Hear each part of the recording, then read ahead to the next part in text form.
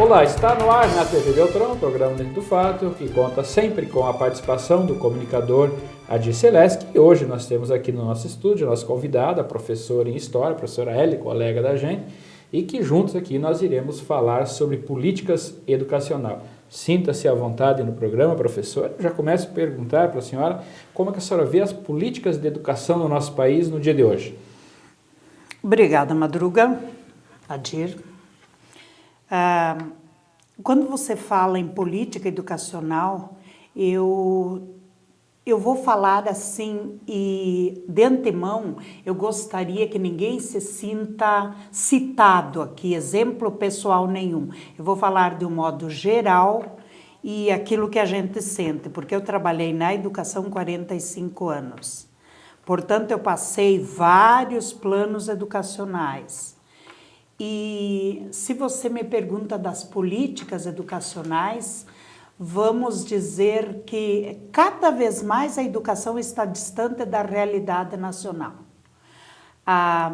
O jovem, por exemplo, ele está numa escola que parece um oásis dentro da realidade social, da realidade econômica, da realidade, digamos, até cultural e tecnológica. Estão melhorando bastante a parte externa, a parte da construção civil dos colégios. Dão colorido.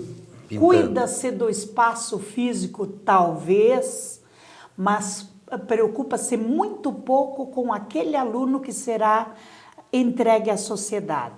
E eu sempre falei, se um educador que se preze, que assumiu, que abraçou o magistério, desculpem meus colegas, por vocação, porque magistério não é só uma profissão, ele tem que ser uma vocação acima de tudo.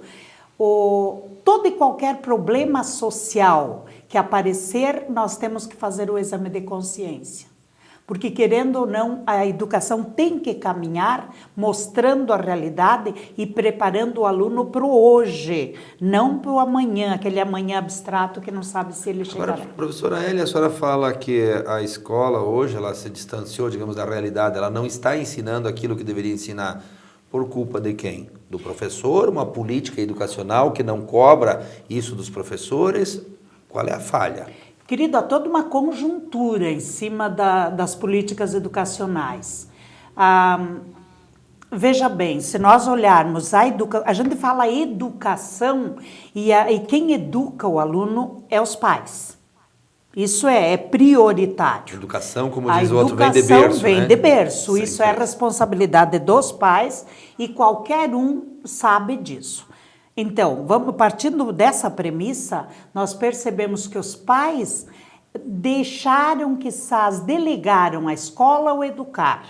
A escola abraçou o ensinar e o educar e o corrigir e acabou, de repente, não fazendo bem nenhuma das coisas. E daí, do aspecto, também temos o outro lado, né? Hoje, o lado legal, o professor hoje ele tem muito menos autoridade sobre o aluno do que tinha no passado, me parece isso, professora? O que nós vemos, por exemplo, e eu costumo dizer que para a educação estar bem no país, vamos mexer na velha tecla, porque ninguém me convence do contrário. O professor deveria ser uma profissão muito bem remunerada. O professor não poderia sair com a preocupação de fazer bicos ou quizás dobrar a sua jornada em escolas particulares.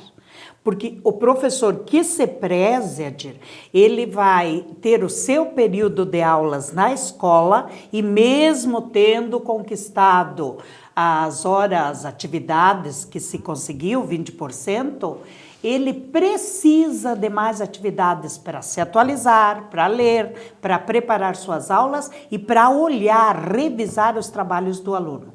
Porque hoje nós vemos com muita clareza, o professor deixa no seu armarinho chaveado todo o material e ele vai para casa desprovido de preocupação, da preocupação do que ensinou, do que ele, nas reuniões pedagógicas ele prepara, a grosso modo, algumas atividades que dará, ele já tem o perfil do trabalho semanal ou mensal, mas muitos dos professores não estão preocupados com a preparação.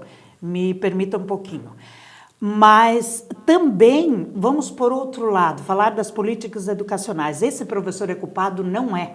Ele é fruto do meio em que ele vive. Ele é filho da escola que o recebeu e que o formou. Então, não se pode condenar de maneira nenhuma. Segundo, eu vou só citar para vocês um exemplo bem claro. O professor estuda até o nível universitário, faz pós, quizás faz mestrado, ou o PDE que está aí hoje como moda, após 5 anos de profissão. E aí o professor vai trabalhar. Para ele trabalhar, ele tem que deixar os filhos. Então, ele vai ter que pegar uma babá ou uma secretária do lar.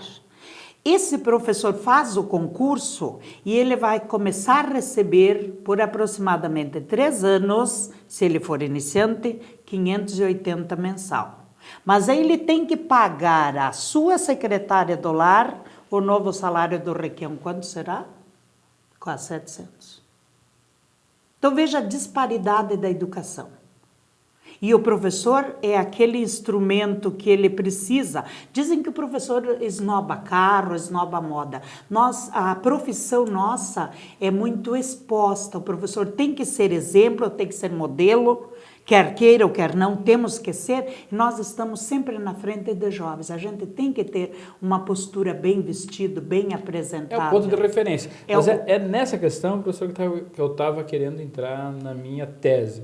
O professor precisa pegar aula nos 3 turnos, matutino, vespertino e noturno, para ter uma receita, para manter, né, essa condição de padrão de vida. E muitas vezes, muitos professores têm colocado assim, que para conseguir dar uma qualidade de estudo melhor para os filhos e muitas vezes para não exercer aquela mesma profissão que ela teve. Com certeza, porque é difícil o professor que fale, eu quero que meu filho seja professor. E raramente a gente vê um filho de professor. Então, veja bem, professor. Se nós falamos política educacional, você teria uma margem muito grande de itens a analisar, que realmente tudo isso vem mostrar a educação que nós temos aí. Do ponto de vista federal, nós encontramos falhas de alfabetização desde os anos iniciais. Faz-se reformas desde que eu entrei no magistério, eu já passei por inúmeras reformas. Eu já passei pela Lei 40.024, 5692, a atual e talvez outras. Mas em si, preocupa-se muito com a teorização da lei. Mas a prática para melhorar o aprendizado do aluno, o crescimento do nível cultural do aluno, me parece que a educação deixa a desejar. Isso eu questionei várias vezes. Eu trabalhei no núcleo por 2 momentos diferentes da educação, e a gente percebe falhas grosseiras, grotescas, porque a educação também ela tem muitas escalas de poderes. Eu não sei porquê, isso sempre me preocupou. Qualquer outra categoria unida. Na categoria do professor, começa no início do ano, vamos fazer leilão de aulas. Então, o professor é lançado, como na arena da velha Roma, para um disputar com outro pingos de aulas. Ora, se o professor se formou e está preparado, devia ter um planejamento bem mais claro, bem mais transparente, para esse professor, sem desgosto, sem esse estresse de início de ano, ter as suas aulas e saber onde iria trabalhar. E sem o tráfico da influência, né, professora? E o tráfico da influência dentro de escolas também. Meu Deus, aí nós mexemos em ninho de cobra. Mas chegamos ao final do nosso primeiro bloco e voltamos logo em seguida.